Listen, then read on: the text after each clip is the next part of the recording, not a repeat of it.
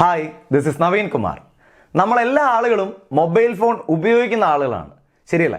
എല്ലാവരും mobile phone ഉപയോഗിക്കുന്നുണ്ട്. എന്നാൽ ഞാൻ ചോദിക്കട്ടെ, അതേ മൊബൈൽ ഫോൺ പ്രൊഡക്റ്റീവായ രീതിയിൽ എത്ര ആളുകൾ ഉപയോഗിക്കുന്നുണ്ട്? ഉപയോഗിക്കുന്ന എല്ലാ ആളുകളും മൊബൈൽ ഫോൺ പ്രൊഡക്റ്റീവായ രീതിയിലാണോ ഉപയോഗിക്കുന്നതെന്ന് ചോദിച്ചാൽ അല്ല എന്നതാണ് ഉത്തരം. തൻ്റെ സമയവും തൻ്റെ എനർജിയും നഷ്ടപ്പെടുത്തുന്ന രീതിയിലാണ് മെജോറിറ്റി ആളുകളും മൊബൈൽ ഫോൺ ഉപയോഗിച്ചുകൊണ്ടിരിക്കുന്നത്. ഈ 6 കാര്യങ്ങൾ ചെയ്യാൻ വേണ്ടി മാത്രമാണ് നിങ്ങൾ മൊബൈൽ ഫോൺ ഉപയോഗിക്കുന്നതെങ്കിൽ തീർച്ചയായും നിങ്ങൾ നിങ്ങളുടെ സമയവും എനർജിയും നഷ്ടപ്പെടുത്തിക്കൊണ്ടിരിക്കുകയാണ്. അതുകൊണ്ട് നമ്മുടെ കൈവശം ഇരിക്കുന്ന മൊബൈൽ ഫോൺ ഇന്റർനെറ്റിന്റെ സാധ്യത ഉപയോഗിച്ചുകൊണ്ട് ധാരാളം അറിവ് സമ്പാദിക്കാനും ധാരാളം കാര്യങ്ങൾ മനസ്സിലാക്കാനും ഒക്കെ സഹായിക്കുന്ന ഒരു ഡിവൈസ് തന്നെയാണ്. ആ ഡിവൈസിനെ ഈ 6 കാര്യങ്ങൾക്ക് വേണ്ടി മാത്രം ഉപയോഗിക്കരുത്. ഏതൊക്കെയാണ് ആ 6 കാര്യങ്ങൾ? Number 1, viewing profiles. നമ്മൾ ഈ പ്രൊഫൈലുകൾ കാണാൻ വേണ്ടി മാത്രമാണ് മൊബൈൽ ഫോൺ ഉപയോഗിക്കുന്നതെങ്കിൽ നമുക്ക് പല സോഷ്യൽ മീഡിയ അക്കൗണ്ടുകളുണ്ട്. ഫേസ്ബുക്കിൽ കാണും, ട്വിറ്ററിൽ കാണും, ലിങ്ക്ഡിനിൽ കാണും, ഇൻസ്റ്റാഗ്രാമിൽ കാണും. അങ്ങനെ പലതരം സോഷ്യൽ മീഡിയകളിൽ നമുക്ക് അക്കൗണ്ട്സ് ഉണ്ട്.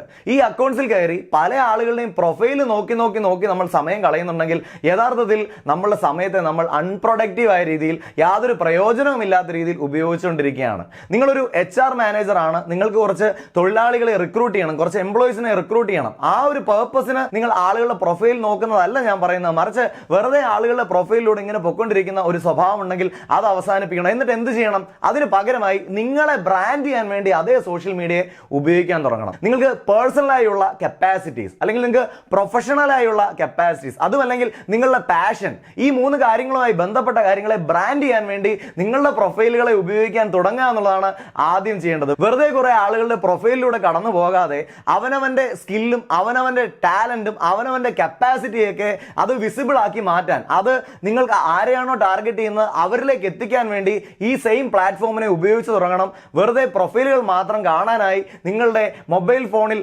ഇന്റർനെറ്റ് ഉപയോഗിച്ചുകൊണ്ട് സമയം ചിലവഴിക്കരുത്. 2, വാച്ചിങ് അൺനെസസറി സ്റ്റഫ്. അനാവശ്യമായ അല്ലെങ്കിൽ അത്യാവശ്യമില്ലാത്ത ആവശ്യമില്ലാത്ത കാര്യങ്ങൾക്ക് വേണ്ടി സമയം നമ്മൾ ചെലവഴിക്കരുത്. നമ്മൾ മൊബൈൽ ഫോൺ എടുത്ത് ഒരു കാര്യവുമില്ലാതെ കുറെ സീരിയൽസ് കാണുകയോ പ്രത്യേകിച്ച് കാര്യമൊന്നുമില്ലാതെ മറ്റെന്തെങ്കിലും വീഡിയോസ് കണ്ടിരിക്കുകയോ ചെയ്തുകൊണ്ട് യാതൊരു പ്രയോജനവുമില്ല.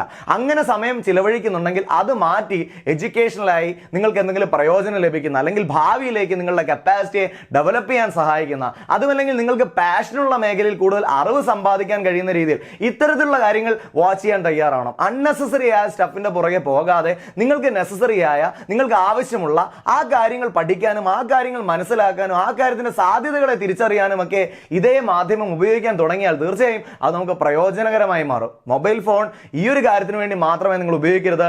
അൺവാണ്ടഡ് ആയ സ്റ്റഫ് കാണാൻ വേണ്ടി. നിങ്ങൾക്ക് ആവശ്യമില്ലാത്ത കാര്യങ്ങൾ നിങ്ങൾ ഇടയ്ക്കൊക്കെ കാണുന്നുണ്ടായിരിക്കാം, എങ്കിലും ആവശ്യമുള്ള കാര്യങ്ങൾ കാണാൻ കൂടി വേണ്ടി ഇതേ ഡിവൈസിനെ ഉപയോഗിക്കാൻ ഇന്നു മുതൽ തീരുമാനമെടുക്കുക.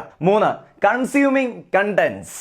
കണ്ടന്റുകൾ കൺസ്യൂം ചെയ്യുന്ന ഒരു കൺസ്യൂമറായി മാത്രം മൊബൈൽ ഫോണിന്റെ മുന്നിൽ ഇരിക്കരുത്. എന്ന് പറഞ്ഞാൽ എന്താ അർത്ഥം? കുറെ ആർട്ടിക്കിളുകൾ വായിക്കാനും കുറെ വീഡിയോസ് കാണാനും കുറെ ഓഡിയോസ് കേൾക്കാനും അങ്ങനെ തുടങ്ങി മറ്റുള്ള ആളുകൾ ഉണ്ടാക്കുന്ന കണ്ടന്റുകൾ കാണുന്ന ഒരു കാഴ്ചക്കാരൻ മാത്രമായി, അതിനെല്ലാം കൺസ്യൂം ചെയ്യുന്ന ഒരു കൺസ്യൂമർ മാത്രമായി ഒരിക്കലും നമ്മൾ മൊബൈൽ ഫോണും ഇന്റർനെറ്റും ഉപയോഗിച്ചിരിക്കരുത്. മറിച്ച് എന്ത് ചെയ്യണം? നമ്മളൊരു കണ്ടന്റ് ക്രിയേറ്ററായി മാറണം. കൺസ്യൂമറിൽ നിന്നും ഒരു ക്രിയേറ്റർ ആവാൻ തയ്യാറാവണം. നിങ്ങൾക്ക് നിങ്ങളുടെ ആശയങ്ങൾ അവതരിപ്പിക്കാൻ, നിങ്ങൾക്ക് ഫോട്ടോ എഡിറ്റ് ചെയ്യാൻ കപ്പാസിറ്റി ഉണ്ടെങ്കിൽ നിങ്ങൾ എഡിറ്റ് ചെയ്ത ഫോട്ടോസ് ഇടാൻ, നിങ്ങൾക്ക് സംസാരിക്കാനുള്ള കാര്യങ്ങളെ വീഡിയോ ആക്കി അത് മറ്റുള്ള ആളുകളുടെ മുന്നിൽ വിസിബിൾ ആക്കി മാറ്റാൻ, അത്തരത്തിലൊരു ക്രിയേറ്റർ ലെവലിലേക്ക് ചിന്തിക്കാനും ഒരുപാട് കൺസ്യൂമേഴ്സിനെ സഹായിക്കുന്ന രീതിയിൽ നിങ്ങൾ കുറെ കണ്ടന്റ്സ് ഉണ്ടാക്കി ഇടാനും കൂടി വേണ്ടി ഇതേ മൊബൈൽ ഫോൺ ഉപയോഗിച്ച് തുടങ്ങുക. കണ്ടന്റ്സിനെ കൺസ്യൂം ചെയ്യുന്ന ആളിൽ നിന്നും കൺസംഷനോടൊപ്പം ക്രിയേറ്റ് ചെയ്യുന്ന ഒരു മനോഭാവം കൂടി നമ്മൾ സൃഷ്ടിച്ചെടുക്കേണ്ടത് അനിവാര്യമാണ്. 4, സർഫിംഗ് വിത്തൗട്ട് ഒബ്ജക്റ്റീവ്. കൃത്യമായ ലക്ഷ്യമില്ലാതെ മൊബൈൽ ഇങ്ങനെ സർഫ് ചെയ്തുകൊണ്ടിരിക്കുകയാണ്. അതായത് ഒരു സൈറ്റിൽ നിന്നും മറ്റൊരു സൈറ്റിലേക്ക് പോകും, അവിടെ നിന്നും അടുത്ത സൈറ്റിലേക്ക് പോകും, അവിടെ നിന്ന് എങ്ങോട്ടെങ്കിലും പോകും. പ്രത്യേകിച്ച് ലക്ഷ്യമൊന്നും ഇല്ലാതെ ഇങ്ങനെ സർഫ് ചെയ്തുകൊണ്ടിരിക്കുന്ന ഒരു സ്വഭാവം ഉണ്ടെങ്കിൽ അത് അവസാനിപ്പിക്കണം. കാരണം നമ്മുടെ സമയത്തെയും എനർജിയും കണ്ടമാനം കണ്ട് നശിപ്പിക്കാൻ, അല്ലെങ്കിൽ കണ്ടമാനം കണ്ട് ഇല്ലാതെയാക്കാൻ കപ്പാസിറ്റി ഉള്ള ഒരു കാര്യമാണ് സർഫിംഗ് വിത്തൗട്ട് ഒബ്ജക്റ്റീവ് എന്ന നമ്മുടെ പ്രവണത.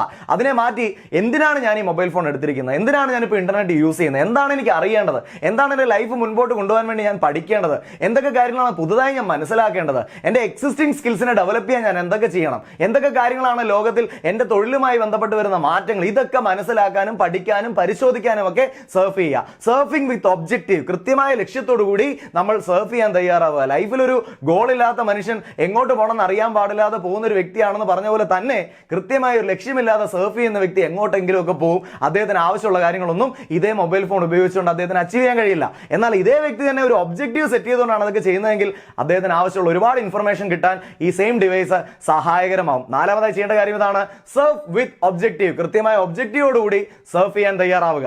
5, listening only for entertainment. Mobile ഫോണും ഇന്റർനെറ്റും ഉപയോഗിച്ച് നിങ്ങൾ കേൾക്കുന്നതൊക്കെ എന്റർടൈൻമെന്റിന് വേണ്ടിയുള്ള കാര്യങ്ങളാണ്. നിങ്ങൾക്ക് എന്റർടൈൻമെന്റ് കിട്ടാൻ വേണ്ടി മാത്രമാണ് ഈ ഡിവൈസിനെ ഉപയോഗിച്ചുകൊണ്ടിരിക്കുന്നത്. ഒരുപക്ഷെ പാട്ട് കേൾക്കാനായിരിക്കാം, അല്ലെങ്കിൽ കോമിക്കലായ കാര്യങ്ങൾ കേട്ട് ചിരിക്കാനായിരിക്കാം. ഇത്തരത്തിലുള്ള കാര്യങ്ങൾ ഞാനും കേൾക്കാറുണ്ട്, നമ്മളെല്ലാവരും കേൾക്കാറുണ്ട്. പക്ഷെ അതിനുവേണ്ടി മാത്രമാകരുത് മൊബൈൽ ഫോൺ ഉപയോഗിക്കുന്നത്. ഇതേ മൊബൈൽ ഫോണും ഇന്റർനെറ്റും ഉപയോഗിച്ചുകൊണ്ട് നിങ്ങൾക്ക് കേൾക്കാൻ താല്പര്യമുള്ള ധാരാളം ഓഡിയോ ബുക്സ് ഓൺലൈനിൽ അവൈലബിൾ ആണ്. ആ ഓഡിയോ ബുക്സ് കേട്ടാൽ പുതിയ പുതിയ കാഴ്ചപ്പാടുകളും പുതിയ പുതിയ അറിവുകളും പുതിയ പുതിയ ഇൻസൈറ്റുകളും ഒക്കെ ലഭിക്കാൻ സഹായകരമാവും.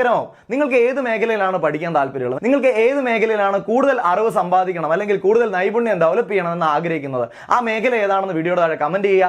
ആ മേഖലയുമായി ബന്ധപ്പെട്ട ഒരു ഓഡിയോ ബുക്ക് ഗൂഗിൾ കയറി സെർച്ച് ചെയ്യുക. അതിന്റെ ലിങ്ക് കൂടി വീഡിയോയുടെ താഴെ കമന്റ് ചെയ്യാൻ വേണ്ടി റിക്വസ്റ്റ് ചെയ്യുന്നു. തീർച്ചയായും നമ്മൾ കേൾക്കുന്ന കാര്യങ്ങൾ എന്റർടൈൻമെന്റിനോടൊപ്പം എഡ്യൂക്കേഷന് വേണ്ടി അല്ലെങ്കിൽ നമുക്ക് ഭാവിയിലേക്ക് പ്രയോജനം ചെയ്യുന്ന കാര്യങ്ങൾ കൂടിയാണെങ്കിൽ തീർച്ചയായും നമ്മൾ ഈ മൊബൈൽ ഫോൺ ഉപയോഗിക്കുന്നത് ഭാവിയിലേക്ക് ഒരു വലിയ അസറ്റായി മാറുമെന്നുള്ളതിൽ യാതൊരു തർക്കവുമില്ല. അപ്പോൾ മൊബൈൽ ഫോൺ ഉപയോഗിക്കുന്നത് കേവലം എന്റർടൈൻമെന്റ് കേൾക്കാൻ വേണ്ടി മാത്രമാവരുത് എന്നുള്ളതാണ് 5ാമതായി പറഞ്ഞ പ്രധാനപ്പെട്ട കാര്യം. 6, റീഡിംഗ് നെഗറ്റീവ് ന്യൂസ്.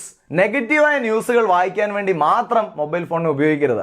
നമ്മൾ എന്തെങ്കിലും ഒരു നെഗറ്റീവ് ന്യൂസ് കാണുകയാണ്, ആ നെഗറ്റീവ് ന്യൂസ് കാണാനായി അല്ലെങ്കിൽ എന്താണെന്ന് മനസ്സിലാക്കാനായി എല്ലാവർക്കും താല്പര്യം കാണും. പക്ഷെ അതിനുവേണ്ടി മാത്രമായിരിക്കരുത് മൊബൈൽ ഫോൺ ഉപയോഗിക്കുന്നത്. ധാരാളം പോസിറ്റീവ് ന്യൂസുകളും നമുക്ക് ചുറ്റുമുണ്ട്. അതെന്താണെന്ന് മനസ്സിലാക്കാൻ കൂടി വേണ്ടി നമ്മൾ ഇതേ ഡിവൈസിനെ ഉപയോഗിക്കാൻ തയ്യാറാവണം. ന്യൂസ് മാത്രമല്ല, ധാരാളം ബ്ലോഗുകൾ അവൈലബിൾ ആണ്. ആ ബ്ലോഗിൽ നോക്കിയാൽ നമ്മുടെ മേഖലയുമായി ബന്ധപ്പെട്ട അറിവുകൾ നമുക്ക് സമ്പാദിക്കാൻ കഴിയും. അതേപോലെ ഫോറംസ് അവൈലബിൾ ആണ്. ആ ഫോറംസിൽ പങ്കെടുത്തു കഴിഞ്ഞാലും ഒരുപാട് അറിവുകൾ സമ്പാദിക്കാൻ സഹായകരമാവുന്നതാണ്. അപ്പോൾ ഇത്തരത്തിലുള്ള ബ്ലോഗുകൾ വായിക്കാനും ഇത്തരത്തിലുള്ള ഫോറംസിൽ പങ്കെടുക്കാനും ഇതേപോലുള്ള കാര്യങ്ങൾ കൂടി വേണ്ടി പോസിറ്റീവായ ന്യൂസുകൾ തിരയാനും ഒക്കെ കൂടി നമ്മുടെ ഡിവൈസ് ഉപയോഗിക്കാൻ തയ്യാറാണ്. നെഗറ്റീവ് ന്യൂസിന് വേണ്ടി മാത്രം നമ്മുടെ മൊബൈൽ ഫോൺ ഇന്റർനെറ്റ് ഉപയോഗിച്ച് നമ്മുടെ സമയത്തെ അൺപ്രൊഡക്റ്റീവായി കളയരുത്.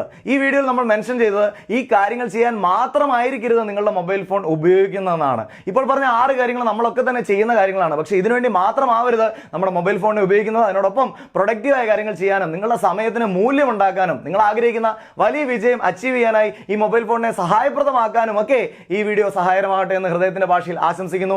ഇതേപോലുള്ള വീഡിയോസ് കാണാൻ നിങ്ങൾക്ക് ഇഷ്ടമാണെങ്കിൽ ഈ വീഡിയോയുടെ തൊട്ട് താഴെ കാണുന്ന സബ്സ്ക്രൈബ് ബട്ടൺ ക്ലിക്ക് ചെയ്യുന്ന ചാനൽ സബ്സ്ക്രൈബ് ചെയ്യുക. തൊട്ടടുത്തുള്ള ബെല്ലൈക്കൺ ക്ലിക്ക് ചെയ്യുക. അതിലെ ഓൾ ഓപ്ഷൻ കൂടി എനേബിൾ ചെയ്യുക. ഇതല്ലാതെ മറ്റേതെങ്കിലും മാർഗത്തിലൂടെ നമ്മുടെ മൊബൈൽ ഫോണിനെ കൂടുതൽ പ്രൊഡക്റ്റീവായി ഉപയോഗിക്കാൻ സാധിക്കുമെങ്കിൽ അത് എന്താണ് എന്നും കമന്റ് ചെയ്യാൻ മറക്കാതിരിക്കുക. Thank you very much for watching this video.